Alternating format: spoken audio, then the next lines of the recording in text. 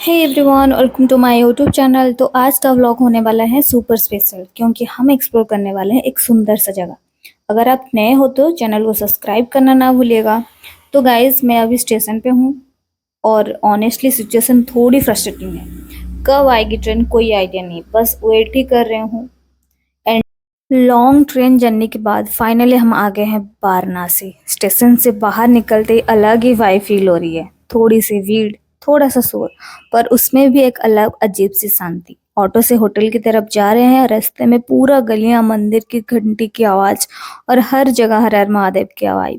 अब बस होटल को चेक इन करना है, थोड़ा फ्रेश होना है, फिर होगा बनारस का एक्सप्लोरेशन। ऑटो से उतरने के बाद हमने एक रिक्शा लिया, फिर थोड़ी सी गलियों से वॉक करके फाइनली होटल पहुंच गए। तो हमने ये होटल पहले ही ऑनलाइन बुक कर लिया था, क्योंकि वहाँ पे हमको कुछ पता नहीं था। हम लोग यूट्यूब में सर्च करके वहाँ के एक होटल का नंबर पता करके वहाँ पे पहले से ही बुक कर दिया था। तो हम होटल का रूम अच्छा था, मतलब कुछ बुरा नहीं था, बहुत ही मतलब ठीक ही था। मतलब हम लोग बीच में ही लिए थे बनारस के, क्योंकि हमको हर जगह एक्सप्लोर करना था, चल के भी जो कि हम जा सकते हैं, इसलिए हम बीचों बीच ही रूम बुक किए थे। थोड़ा रेस्ट करके हम लोग निकल गए थे घाट की तरफ, जो कि दशाश्वमेध घाट।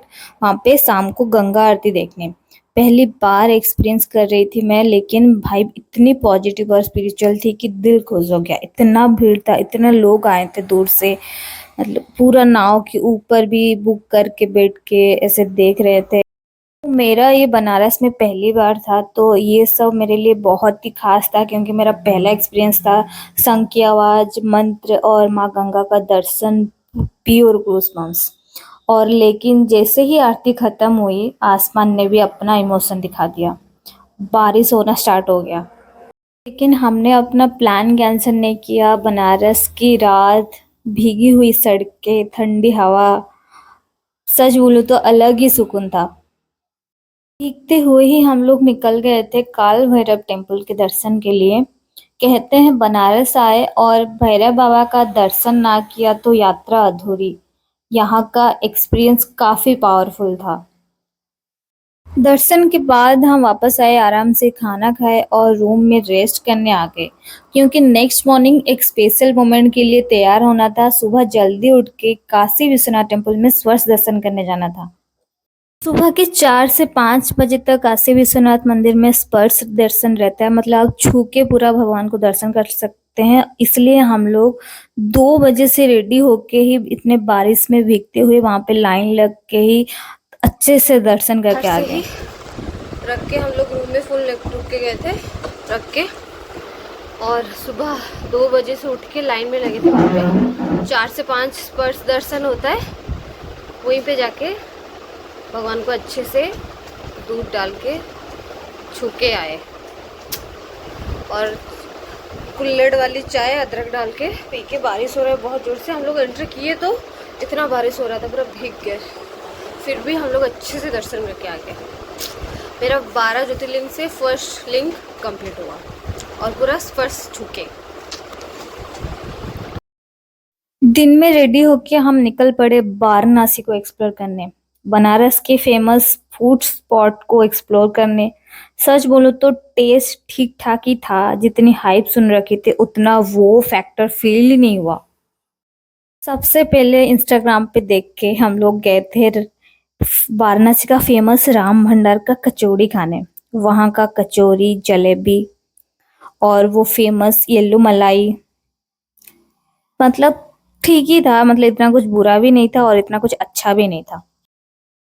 और असली मजा तब आया जब हम घुस गए बनारस की ये नैरो गलियों ने। हर गली के अपने भाई, अपनी कहानी। और वही हम काफी फोटोज और वीडियोस कैप्चर किए। उसके बाद हम लोग पहुंच गए थे घाट पर। वही आइकॉनिक व्यू, वही शांति और वही फील जो सिर्फ बनारस ही दे सकता था। घाट पर गंगा जी के किनारे खड़े होते ही दिल अजीब सी शांति से भर गया। हवा हल्की सी चेहरे को छू रही थी और लग रहा था जैसे वक्त ठहर सा गया हो। तो फिर क्या, हम लोग लगे पड़े अपने फोटो वीडियोस लेने के लिए। और फिर सबसे अवेटेड मोमेंट, हम बैठ गए बोट में, क्योंकि एक परफेक्ट बनारस वाली बोट फोटो तो बनती ही थी। हवा, पानी और व्यू का कॉम्बो पूरा सिनेमेटिक सीन्स लगा रहा था। ऑनेस्टली फूड से ज्यादा ये एक्सपीरियंस याद रहने वाला था। घाट पे बैठ के हम मिले मणिकर्णिका घाट से। वहाँ का वाइब बिल्कुल अलग ही था। बहुत ही सुंदर नज़ारा था और ऐसा लग रहा था कि हम लोग यहीं पे ही रह जाए पूरा। और वहाँ पे फोटो वीडियो लेना तो बनता था, क्योंकि उसके बिना तो बनारस आना अधूरी ही है। उसके बाद हम लोग बहुत सारे बनारस के हिडन प्लेसेस एक्सप्लोर किए थे, जहाँ का कहानी बहुत ही मशहूर है और मैं अपने शॉर्ट्स पे ये सब अपलोड कर चुकी हूँ। आप जाके वहाँ पे चेक भी कर सकते हैं। उसके बाद हम लोग निकल गए थे बनारस में हनुमानगढ़ी की तरफ। वहाँ के अंदर फ़ोन अलाउ नहीं था, इसलिए हम लोग वहाँ पे अच्छे से दर्शन करके बाहर से ही कुछ वीडियो लेके ही मैं आ गई थी। और उसके बाद हम लोग गए थे अस्सी घाट पे। अस्सी घाट तो आप सबको पता है कि सुबह का आरती जो है अस्सी घाट में होता है, पर हम लोग तो अस्सी घाट सुबह आ नहीं पाते हैं।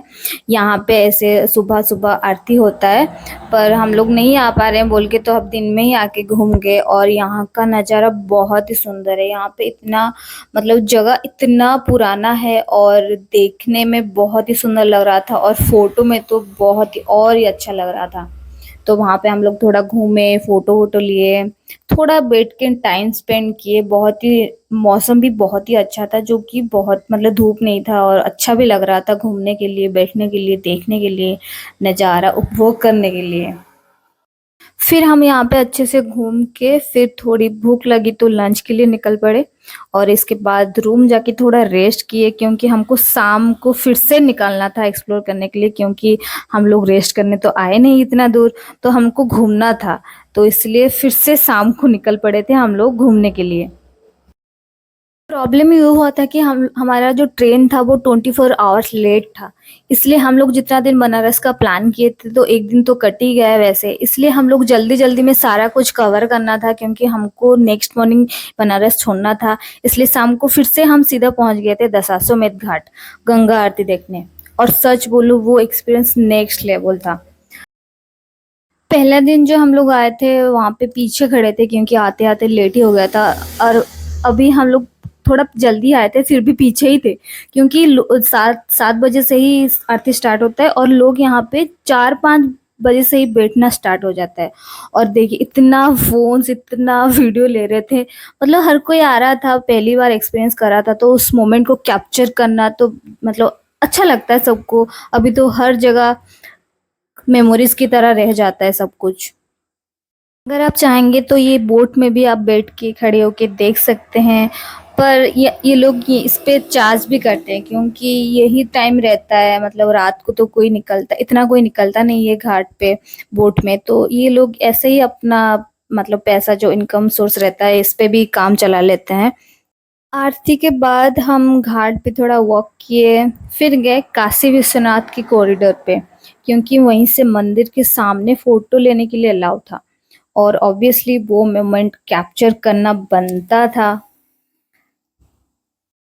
यहाँ पे भीड़ भी था, लोग लाइन में खड़े थे बाबा के दर्शन के लिए। हम लोग सुबह ही दर्शन कर लिए थे, तो इसलिए हम लोग मतलब सेकेंड बार आए थे फोटोज लेने के लिए। मंदिर के सामने फोटोज अलाउ करते हैं यहाँ पे गेट पे, तो यहाँ पे हम लोग आए थे फोटो लेने के लिए। वहाँ पे फोटो वीडियोज लिए और फिर वापस आते हुए फिर से मणिकर्णिका घाट के पास से गुजरे, थोड़ी देर वहाँ रुके, थोड़ा देखे।